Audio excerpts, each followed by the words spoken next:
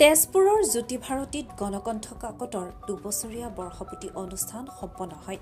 উক্ত অনুষ্ঠানত মুখ্য অতিথি হিচাপে অংশগ্ৰহণ কৰি ভাষণ দিয়ে বিশিষ্ট সাহিত্যিক য়েছে দৰ্জী থংচীয়ে। অনুষ্ঠানত শোণিতপুৰৰ আয়ুক্ত অংকুৰ ভৰালী, য়েছে দৰ্জী থংচীৰ সহধৰ্মিনী ইনুমাই দাস থংচী আৰু গণকণ্ঠৰ সম্পাদক ড প্ৰাণজিৎ হাজৰিকাই ভাষণ দিয়ে। সভাখনি আঁত ধৰে সাংবাদিক পুলক কুমাৰ ডেকাই।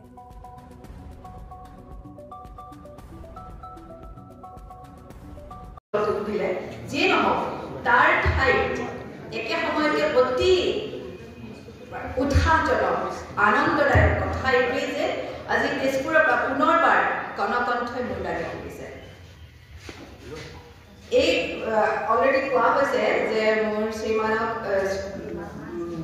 এই গণকণ্ঠখনৰ উন্মোচনৰ সময়ৰ পৰাই মাতি থকা হৈছিলে, কিন্তু বিশেষ কাৰণত অলপ শাৰীৰিক অসুস্থতা ইত্যাদিৰ কাৰণত অহা হোৱা নাছিল। কিন্তু মই ব্যক্তিগতভাৱে আজি তেওঁৰ সন্মুখত কৈছোঁ, মই কিন্তু খুব উৎসাহী আছিলোঁ। মই তেতিয়াৰ পৰা ভাবিছিলোঁ যাব পাৰিলে বৰ ভাল আছিলে, কিন্তু নহ'লে। অৱশেষত আজি ২য় বছৰৰ বৰ্ষপূৰ্তিত আপোনালোক সকলোৰে সন্মুখত লগ পাই বহুত ভাল লাগিছে। মানে নিউজ ডেস্ক, মহাজাতি 24 লাইভ।